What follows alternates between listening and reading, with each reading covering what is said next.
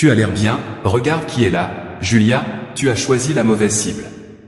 Cette fois, tu as vraiment cru qu'il serait facile de m'embêter et bien, non, dit Ariel en embrassant son fils.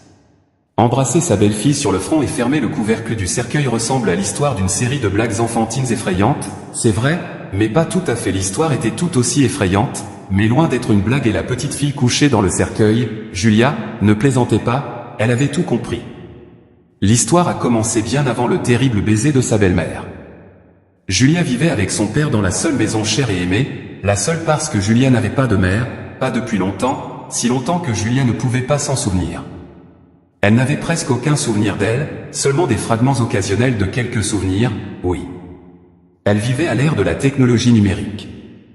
Julia avait des photos de sa mère et d'innombrables vidéos qu'elle avait enregistrées avec son père quand elle était petite, mais elle n'aimait pas regarder les photos et les vidéos, c'est comme passer le même film encore et encore, les souvenirs. Ils seraient là, mais ce ne seraient pas ses souvenirs, ce seraient les souvenirs du visionnage du film. C'est ainsi que Julia n'a pratiquement aucun souvenir personnel de sa mère. Elle avait 3 ans lorsque sa mère est morte et Julia était avec sa grand-mère dans le village. Elle n'a appris que plus tard, à l'âge adulte, qu'elle était allée rendre visite à sa grand-mère après la mort de sa mère.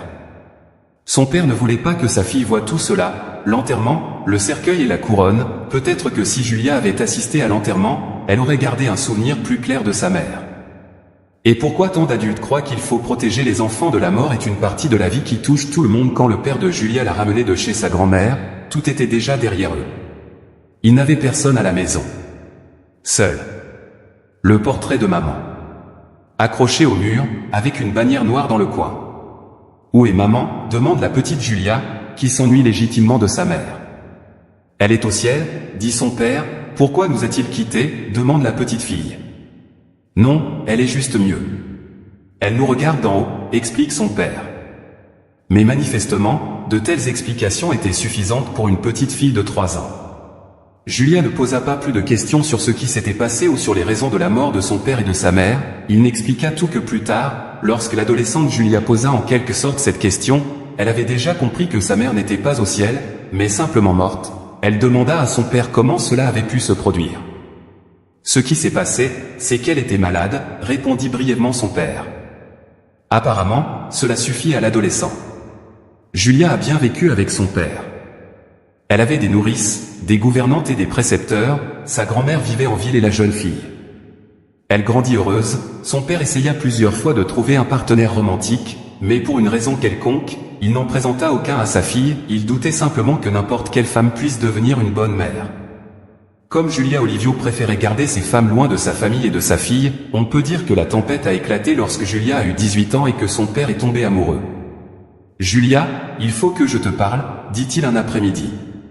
Tu es une adulte maintenant, tu es sur le point d'aller à l'université, tu vas peut-être rencontrer quelqu'un et te marier, tu es jeune et belle et je veux vraiment que tu commences une vie personnelle épanouie. » Olivio choisit ses mots avec soin, que veux-tu dire par non ? Je comprends, arrête d'errer, parle, dit sa fille. Je veux dire que tu quittes la maison et que je serai seul, dit son père. Je n'ai pas l'intention de partir, qu'est-ce que tu fais ? Parlez, papa, qu'est-ce que tu en penses ? Demande Julia avec précaution. Tu vas grandir et tôt ou tard, tu voudras vivre seul. Qu'est-ce que je suis censé faire ? Rester seul dans ce grand. À la maison, s'énerve Olivio, non pas contre sa fille, mais contre lui-même qui n'arrive pas à exprimer son problème à voix haute. Dis ce que tu veux dire, tu me fais peur. Papa, dit Julia, inquiète, je veux me marier. Olivio rougit comme un gamin. Mon Dieu, et je me suis dit, vas-y, marie-toi avec quoi ? J'aimerais que tu la rencontres, dit Olivia. Oh, c'est ça, dit Julia en souriant, alors tu es une candidate. Enfin, en quelque sorte. Nous nous voyons depuis 2 ans, dit Olivio, toujours en rougissant. Pourquoi je la prends maintenant ? Demanda Julia en plaisantant. Non, je voulais blesser ta mémoire et celle de ta mère, explique Olivio, un peu gêné. Papa, de quoi tu parles ? Quelle mémoire ? Cela fait 15 ans que ma mère est morte, je ne me souviens même pas de ce qu'elle était, tu crois que c'est le cas ? Je suis stupide et je ne comprends pas que tu as le droit d'avoir une femme dans ta vie. Tu l'as bien dit. Je suis un adulte, mais je n'ai pas grandi hier. Je suis adulte depuis longtemps, si tu me l'avais présenté plus tôt, nous aurions tous été heureux pendant 2 ans. Julia vous a-t-elle dit de qui il s'agit ? Olivio parut un peu déconcerté. Allez, papa, arrête d'être timide, comment s'appelle-t-elle, avec qui comptes-tu te marier? Julia, dit-elle en riant. Ariel répondit à Olivio. Ariel? Julia demanda à nouveau, eh bien monsieur, vous ne pouviez pas trouver une fille avec un nom plus simple, Ariel? Eh bien, je le savais, dit le père, blessé, pourquoi as-tu fait ça? Oh, je ne faisais que plaisanter, waouh. Ariel est un homme, ce n'est pas grave, papa, quand on y pense. Présente-nous le week-end prochain, Julia m'aimait bien en général. Ariel, mais elle a choisi de ne rien dire à son père après tout. C'était lui l'adulte et elle le savait mieux que quiconque. D'ailleurs, c'est lui qui vivrait avec elle, mais Julia avait l'impression qu'Ariel n'était pas sur la même longueur d'onde qu'elle. Que Ariel n'était pas à son niveau, c'était comme mettre une chaussure versale à côté d'une botte en feutre. Il ne suffit pas de les mettre l'une à côté de l'autre. Mais porter les deux et sortir dans le monde ressemblait à deux chaussettes mises ensemble. Des paires différentes, Ariel étant la botte de feutre, elle avait l'air un peu ordinaire, grossière et un peu négligente. Julia n'aimait pas les femmes qui se coloraient les cheveux. Julia n'aimait pas les femmes qui se coloraient les cheveux, ni les racines, qui avaient l'air indécentes. Si vous décidiez de changer de couleur de cheveux, vous pourriez le faire régulièrement pour que personne ne le remarque. Eh bien, c'est juste un préjugé, pensa Julia. Depuis, Ariel était devenu un visiteur de la maison et y passait souvent la nuit. Julia n'y voyait pas d'inconvénient, elle était même contente pour lui. Papa, quand est-ce que tu déménages de la maison de ton père, demanda un jour Ariel lorsqu'il était seul avec Julia, mais cette dernière ne répondit jamais. Hypothétiquement. Même si je vais à l'université et je le ferai, bien sûr, je vivrai toujours à la maison, je n'ai pas l'intention de vivre dans des résidences universitaires. Tout le monde le fait et tu es la princesse, n'est-ce pas? Je ne comprends pas, dit Julia, prudente. Oh, ne fais pas attention à lui, je m'en occupe. Des blagues. Je sais que c'est de l'humour noir, mais je n'arrive pas à me débarrasser de cette mauvaise habitude. Je n'ai eu personne pour me l'apprendre, explique Ariel. Je comprends, j'ai aussi grandi sans maman, mais je ne peux pas dire qu'elle m'ait beaucoup manqué. Je me souviens à peine d'elle. J'ai suffisamment de babysitter, de grand-mère et de papa pour combler son absence, a répondu Julia. Après cela, elles ne parlèrent plus beaucoup de partir ou d'étudier, mais Julia n'y arrivait pas à comprendre pourquoi Ariel posait cette question était vraiment la troisième roue du carrosse. Une si grande maison à 2 étages avec 8 chambres sans compter le couloir, le salon et la salle à manger, la maison était si immense que Julia et son père pouvaient vivre sans se voir pendant des semaines. Surtout quand il avait des projets et elle des examens, il se réveillait et se couchait à des heures différentes. Les fois où il rentrait alors qu'elle était déjà endormie étaient rares, mais elles arrivaient et soudain cette femme étrange posait des questions sans raison apparente et j'essayais alors de tourner tout cela à la plaisanterie. Le jour J arrive et le père de Julia épouse Ariel. Julia brûlait de désir.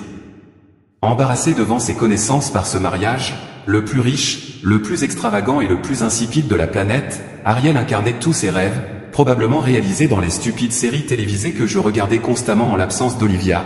Son voile avait la taille d'une maison et elle portait une robe qui lui donnait l'air d'un marshmallow écrasé, mais papa était heureux et Julia est restée calme.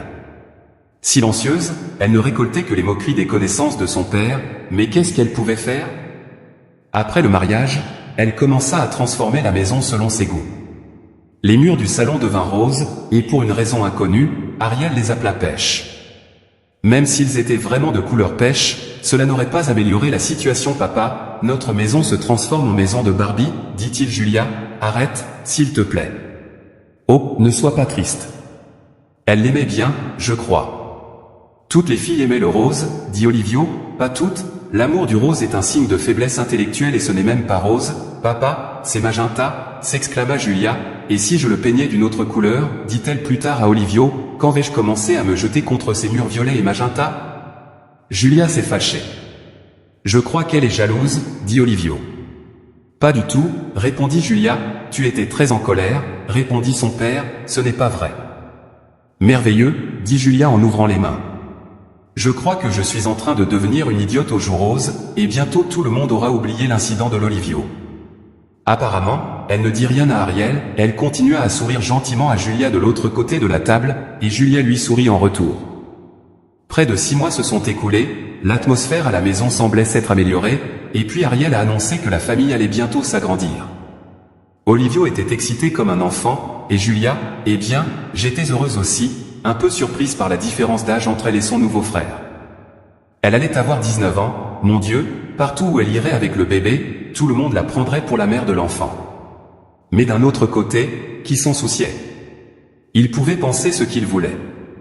Peu après la bonne nouvelle, Olivio dut partir. Viens avec moi, demanda Ariel. Julia a accidentellement surpris leur conversation. Mais je suis enceinte, dit-elle. Ariel, et quand aurons-nous l'occasion de voyager ensemble à l'étranger, surtout dans un pays comme celui-ci? Exotique, insiste Olivio, c'est exactement ce que je veux dire.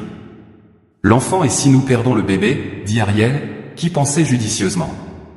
Julia n'a pas pris la peine d'écouter plus longtemps, son père est parti, et littéralement le lendemain, Julia a découvert Ariel avec un amant à l'intérieur de sa chambre. Elle l'invita directement dans sa chambre. Il supposa que Julia n'aurait pas le courage de les approcher, ou peut-être à cause de son manque d'eux. Son esprit supposa que Julia n'écouterait tout simplement pas. Peut-être n'aurait-elle rien entendu si quelqu'un avait ri un peu moins fort au début. Julia ne comprenait pas ce qui se passait. Le soir, elle est allée chercher de l'eau dans la cuisine. Si elle n'avait pas eu soif, elle n'aurait peut-être rien entendu. Tout dépendait de la volonté de Dieu et de la volonté du Lazare. Julia entendit Ariel rire à 2 heures du matin. Il doit être en train de regarder un film, pensa Julia. Puis elle entendit des rires masculins, car la voix n'était pas celle de son père, et ce n'était pas possible qu'il soit sorti. C'était peut-être la télévision, mais non, la voix était réelle et authentique. Puis Ariel a dit quelque chose, et après cela, elle a crié comme un petit cochon. Julia n'en pouvait plus. Après tout, elle n'était pas la propriétaire de la maison. Elle ouvrit la porte de la chambre. « Ignacio, arrête de me chatouiller !» cria Ariel en se couchant sur le dos. Ignacio grogna comme un ours, grimpant sur sa belle-mère. « Qu'est-ce qui se passe ?» demanda Julia. Les amoureux s'arrêtèrent soudain et écoutèrent. « Je crois qu'il y a quelqu'un ici, » dit Ignacio. Ariel le poussa et il se retourna. Ils se retournèrent et regardèrent tous deux Julia qui se tenait dans l'embrasure de la porte, 2 verres et une bouteille vide. « Tu ne peux donc pas partir avec papa à cause de ta grossesse, mais tu peux boire avec un amant ?»« Mais tu peux boire avec un amant ?» demanda Julia calmement. Il est surpris. Elle était persuadée que ce mariage se terminerait de cette façon. Après tout, c'étaient des garçons différents. « Qu'est-ce que tu comprends à la vie ?» dit Ariel d'un ton moqueur. « Que as-tu vu ?»« Rien, et je ne suis pas dans un monastère, personne ne m'a interdit de voir mes amis. »« Tes amis. Ils viennent même chez toi et passent la nuit. »« Mes amis viennent à moi, ce ne sont pas des amants, » dit Julia. « Qui est l'amant ici ? Où est l'amant, Ignacio ?» Ariel fait semblant de chercher quelqu'un, regardant sous l'oreiller et sous le lit. « Et qu'est-ce que vous faisiez ici tous les deux ?» dit Julia. « Et nous, que faisions-nous ?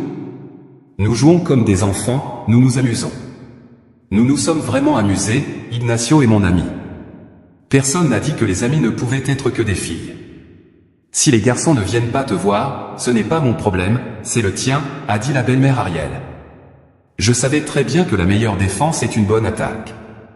Et qu'est-ce que tu vas dire à ce sujet ? Julia a pointé ses lunettes. Tu es enceinte, n'est-ce pas ? Qui ? Je ne le suis plus. Je suis enceinte et je ne l'ai jamais été, juste pour que tu le saches, Ariel éleva la voix. Il n'y a pas eu de bébé et je ne donnerai jamais naissance à un enfant, s'exclame Ariel. Alors pourquoi as-tu menti à propos du bébé, demanda Julia, qui reculait pour la même raison. J'étais obligé de le faire. Tu n'as pas besoin de savoir, répondit Ariel. Je vais appeler papa. Julia cria immédiatement et courut dans les escaliers jusqu'à sa chambre. Ignacio, va le chercher. Cria Ariel, mais inexplicablement ses jambes faiblirent et elle sentit un coup à l'arrière de la tête. Tout devint sombre et elle perdit connaissance. Et maintenant, demanda Ignacio, confus, en posant un livre sur la table de chevet. Tu as apporté le lourd cendrier en verre avec lequel il a frappé Julia ? Je vais appeler mon frère. Il va tout arranger, dit Ariel. Mon frère ? Tu es orpheline, dit Ignacio. Et tu sais que Salvador est également orphelin. Que se passe-t-il si les parents sont retirés aux parents ? Ils prennent tous les enfants. Ne me dérange pas, j'essaie de réfléchir, dit Ariel. Qui est Dieu, le Sauveur ? Tout-puissant? Qu'est-ce qu'on va dire à papa? Demande Ignacio nerveusement. Je lui dirai qu'il s'est enfui de chez lui. Dieu a 18 ans. Si j'avais le même âge, je m'enfuirais de chez moi toutes les semaines. Je lui dirai qu'il a rencontré un garçon, qu'il est tombé amoureux et qu'il s'est enfui. Il chercherait, bien sûr, et ne trouverait rien. Il flétrira de tristesse si je le lui dis. Dès que la teinture de Nora sera faite, elle mourra et cette maison sera la nôtre, dit Ariel en riant. Heureusement. Et que vas-tu lui dire à propos du bébé? Tu n'es pas enceinte, n'est-ce pas? Demanda-t-il.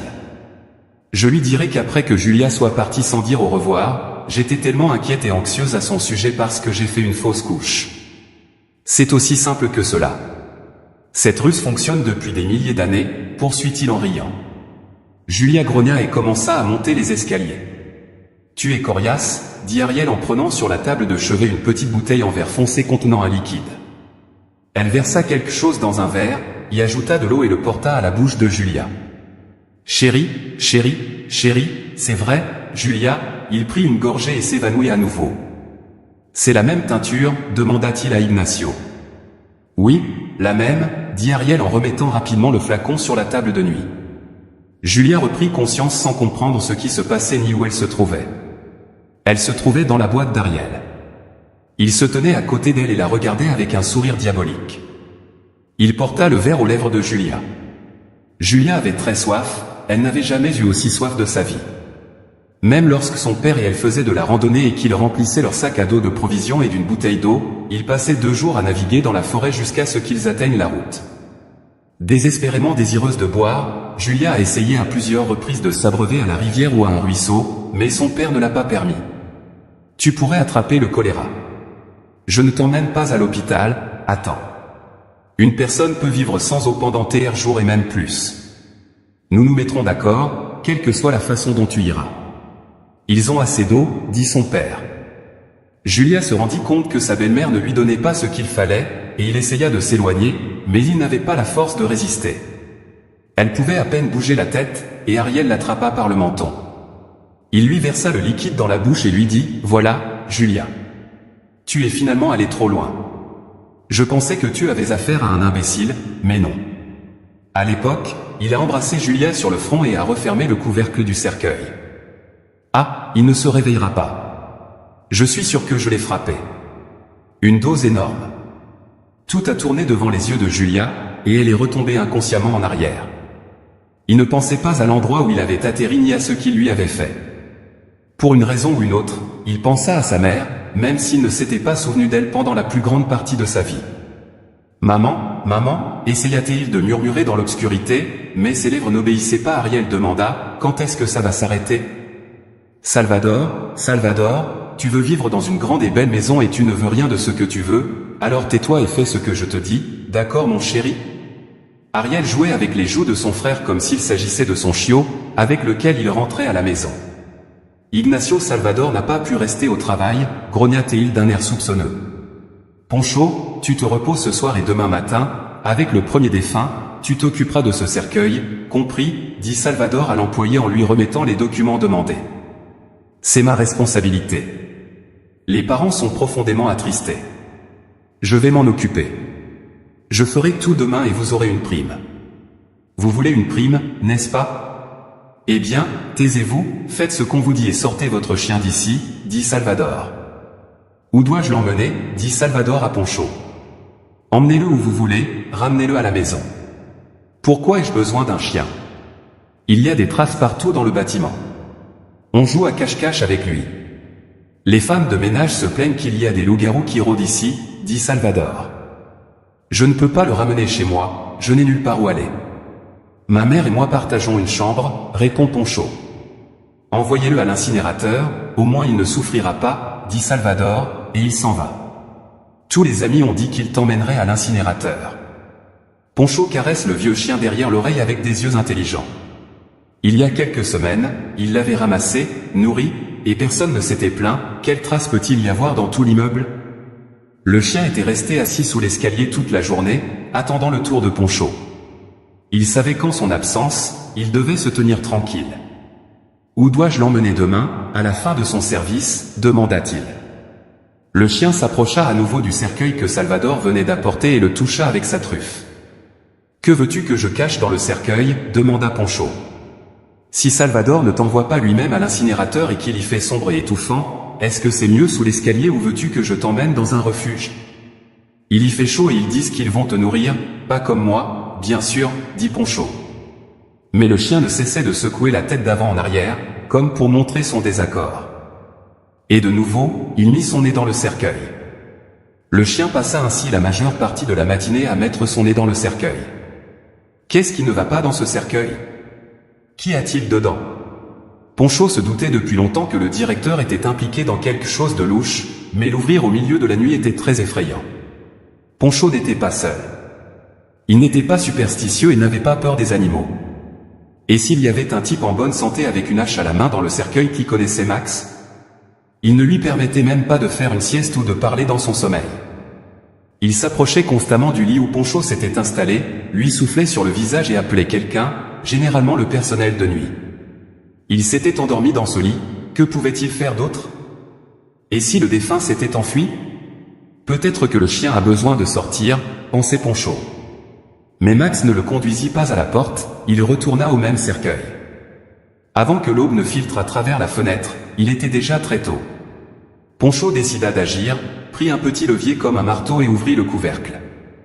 En voyant ce qu'il voyait, il s'est effondré sur le banc. Il n'y avait pas de type armé d'une hache dans le cercueil, mais une belle fille allongée à côté, les mains et les jambes attachées.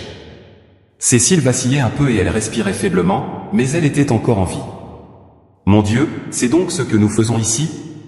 Désobéir à Salvador signifiait que tôt ou tard elle finirait dans le même cercueil que cette fille, mais ni l'un ni l'autre n'avait la possibilité d'exécuter l'ordre. Comment une personne pouvait-elle être incinérée vivante ? Ce n'est pas la Gestapo ou Auschwitz, pour l'amour de Dieu, pensa Poncho. Peut-être qu'elle est sous l'emprise de quelque chose, se dit-il. D'une manière ou d'une autre, je dois la sauver, conclut-il. Il n'y avait rien de mieux que de l'emmener en bas, là où Max se cachait toujours, et de la dissimuler parmi des cartons inutiles le matin. Parce que Salvador avait demandé à Poncho de brûler le cercueil dans l'incinérateur avec le premier défunt, personne n'a parlé de son contenu. Il n'y avait qu'un seul problème, Max n'avait plus d'endroit où se cacher, à 14 heures précises, le service de Poncho se terminait. À ce moment-là, je ne pensais pas au chien, j'étais plus préoccupé par la situation de la fille. Comment la faire sortir du crématorium sans que personne ne s'en aperçoive ? Tout le monde s'en fichait, l'essentiel étant que Salvador ne se rende compte qu'il partait avec la fille sous les escaliers qu'à la tombée de la nuit. Ce n'était pas une option. Que se passerait-il si elle la prenait ? Poncho prenait déjà des risques. Je ne connaissais pas la cause de son inconscience, ni si elle pouvait reprendre conscience à tout moment. Comment cela s'est-il passé ? Demande Salvador à Poncho lorsqu'il se retrouve seul dans le bureau. Comme d'habitude, répond Poncho. Que veux-tu dire par « comme d'habitude » commença Salvador en essayant de se justifier auprès de Poncho. Aller quelque part et miraculeusement Salvador est allé à 12 heures avant la fin du service de Poncho. Il serait suspect de se retrouver après le travail, il ne l'avait jamais fait auparavant. Poncho a appelé un taxi, a déplacé avec précaution la jeune fille de sous l'escalier à la banquette arrière et l'a ramenée chez elle. Périphérie dans une ancienne caserne de guerre. Tout était en bois, le sol, le plafond et les murs.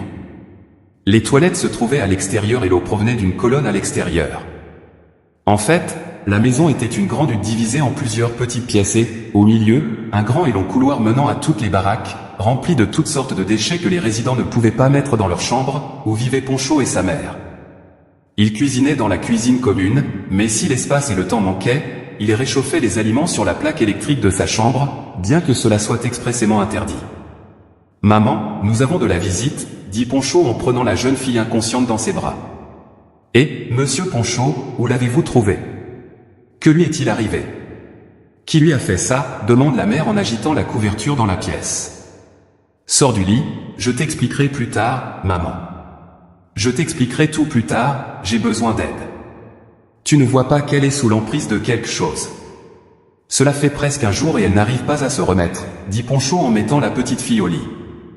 Alors, il lui faut une perfusion, dit sa mère. Maman, je vais tout acheter, écris-le.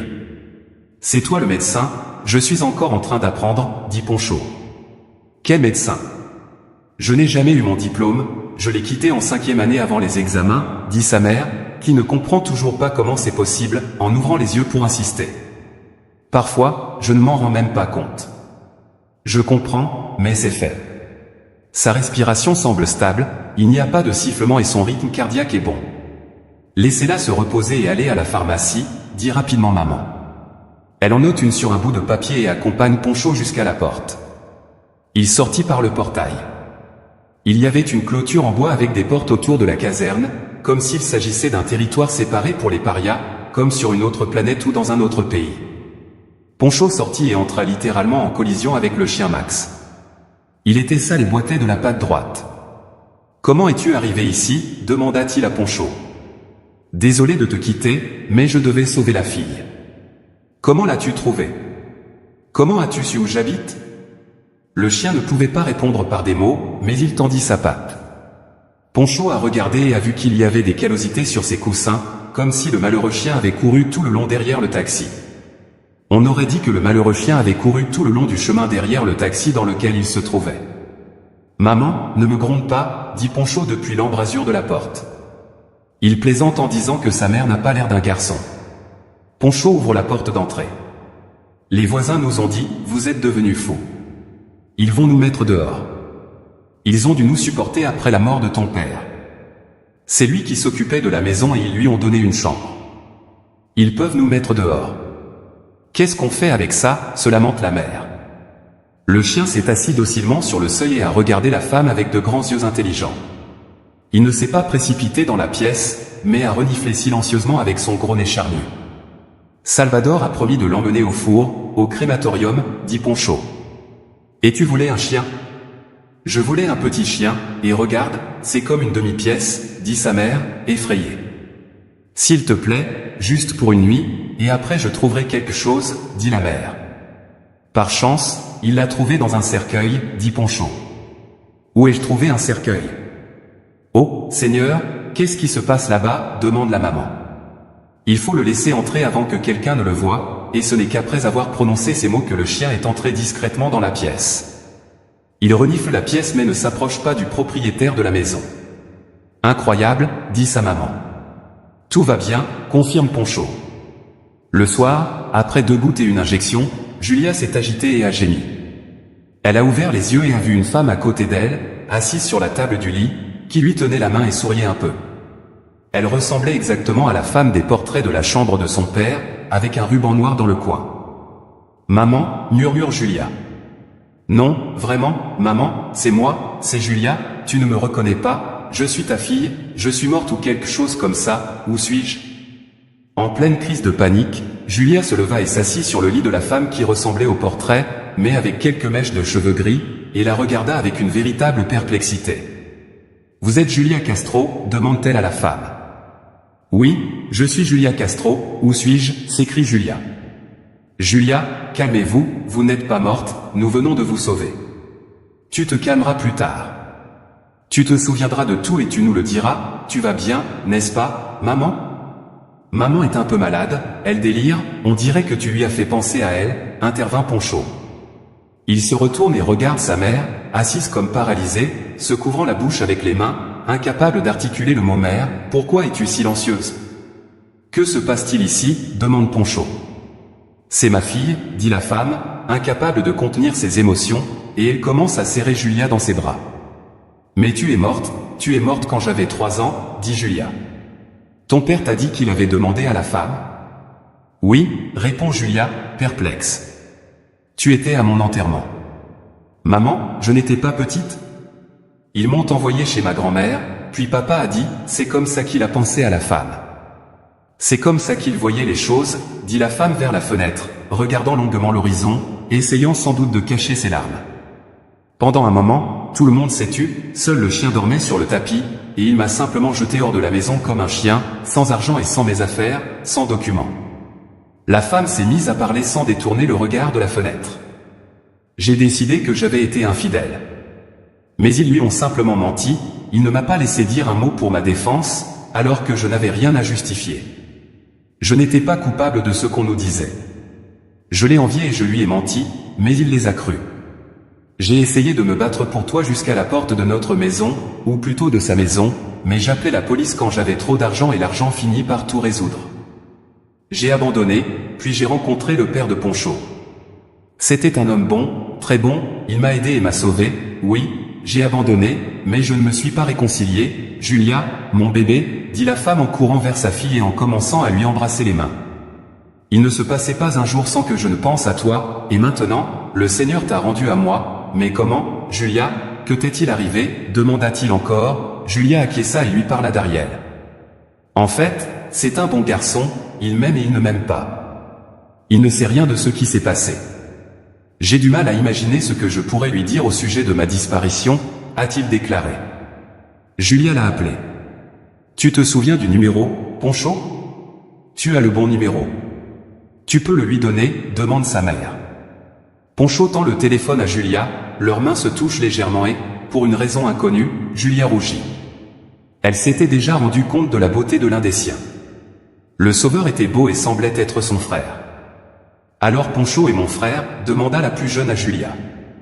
L'aîné corrige sa maman, c'est ça? Je ne comprends pas, s'étonne Julia. C'est mon fils adoptif. Quand j'ai rencontré son père, Poncho avait 6 ans, sa mère a 3 ans de plus que toi, biologiquement elle est morte, répondit sa mère, compréhensive. Julia sourit, et pour une raison ou une autre, la raison pour laquelle elle se sentait idiote dans une situation aussi compliquée, elle souriait. Julia compose le numéro. Allô, qui c'est? S'écria son père. Papa, c'est moi, répond Julia, tout excitée. Julia, qu'est-ce qui ne va pas? Avec qui es-tu? Crie son père. Qui s'est enfui? Crie son père après elle. Ariel s'est fait avorter et est à l'hôpital. Je ne peux pas rentrer si vite. Il n'y a pas de billet. Je rentre vite à la maison et je n'irai nulle part avant d'être rentré. Je ne me suis pas enfui, papa, ton Ariel m'a empoisonné et elle voulait me donner de la crème et elle n'était pas enceinte. Je l'ai surprise avec un amant, il veut juste ton argent, dit Julia. Alors, où es-tu? Je ne comprends pas, demande le père. Je suis chez maman, répond Julia. Ils se sont tus, et tout ce qu'il entendait, c'était la respiration lourde de son père. Attends-moi là-bas. Je viendrai, dit-il enfin. Tu sais où il est? Demanda Julia. Oui, je le sais, répondit Olivio brièvement avant de raccrocher. Il n'a rien nié non plus. Ces années m'ont laissé dans l'ignorance. Mais je savais où tu étais, dit Julia après un long moment de silence. 2 jours plus tard, on frappa à la porte de la chambre des enfants. Le chien a levé la tête et a grogné doucement. Le chien n'a pas aboyé, rompant le silence bruyamment et joyeusement, mais a simplement ronronné tranquillement comme un réfrigérateur qui se met en marche après s'être éteint. Calme-toi, dit Julia, je crois savoir qui est là. Olivio ouvrit la porte et entra. En balayant la pièce du regard, il vit Julia, ses yeux s'adoucirent immédiatement et il serra sa fille dans ses bras. Rentrons à la maison, dit-il. Juste avec maman, dit Julia. De quoi as-tu besoin de parler? J'ai fait une bêtise, mais je ne peux rien défaire. Quand j'ai compris que j'avais tort, j'ai fait la plus grosse erreur de ma vie. C'était trop tard, elle s'était mariée, dit Olivio. Vous avez brûlé les ponts. Pardonne-moi, si tu le peux, dit Olivio à sa femme. Je t'ai déjà pardonné. Il y a longtemps, dit-elle. Et d'ailleurs, elle est veuve maintenant, ajoute Julia. Je ne le savais pas. Mes condoléances, dit-il. Je vais bien, répond la femme. Eh bien, rentrons à la maison. Julia était heureuse, mais Ariel est là, dit Olivio. Ah, je peux m'occuper de cette dame, dit-il. Julia, Poncho, vous êtes avec moi. Après avoir retrouvé Julia, dont les cendres devaient être dispersées dans le vent, Ariel a perdu la tête. Il a été interné dans un hôpital psychiatrique. Ignacio a été reconnu coupable de lésions corporelles graves et de dissimulation d'un crime. Salvador a également subi des conséquences au cours de l'enquête qui a permis de découvrir plusieurs crimes similaires. Il devrait donc se réjouir qu'il n'y ait pas de moratoire sur la peine de mort dans le pays. Après tous ces bouleversements et le divorce officiel d'Ariel, la famille s'est finalement réunie. La mère n'a pas été prompte à romancer sa relation avec Olivio, mais elle a déménagé pour se rapprocher de sa fille dont elle avait été séparée pendant tant d'années, et de son fils qui s'était marié. Julia Max était très heureuse de son déménagement, elle jouait partout, dans les chambres et dans le grand jardin. Pour sauver sa fille, il pouvait se coucher où il voulait, même sur le lit de son maître. Mais le chien n'était pas méchant, il était intelligent et bien élevé. Il aimait courir partout, mais il aimait encore se coucher sur le tapis près de la porte d'entrée. Au printemps, Max a amené 5 chiots sur le tapis, calmement et sans bruit, pendant la nuit. J'avais raison de te dire que c'était une autre fille, dit maman en riant. Il est tellement poilu qu'on ne peut pas le dire, alors j'ai pensé que c'était un garçon, dit Poncho. Oh, les gars. Il le pense aussi. Vous allez penser que notre fils est un garçon, demande Julien. Non, non. Je le penserai. Il y a une échographie maintenant, il va nous le dire, a répondu Poncho. Attends un peu. Il est là. Vous essayez de nous dire que vous attendez un bébé, demande la mère à Julia. Enfin, quelqu'un a compris, oui, je suis enceinte, a-t-il répondu. Julia, merci d'avoir écouté jusqu'au bout. N'oubliez pas de vous abonner et de nous donner un pouce en l'air. Cela nous motive vraiment. Mieux encore, si vous avez aimé l'histoire, donnez-lui un like et abonnez-vous à la chaîne.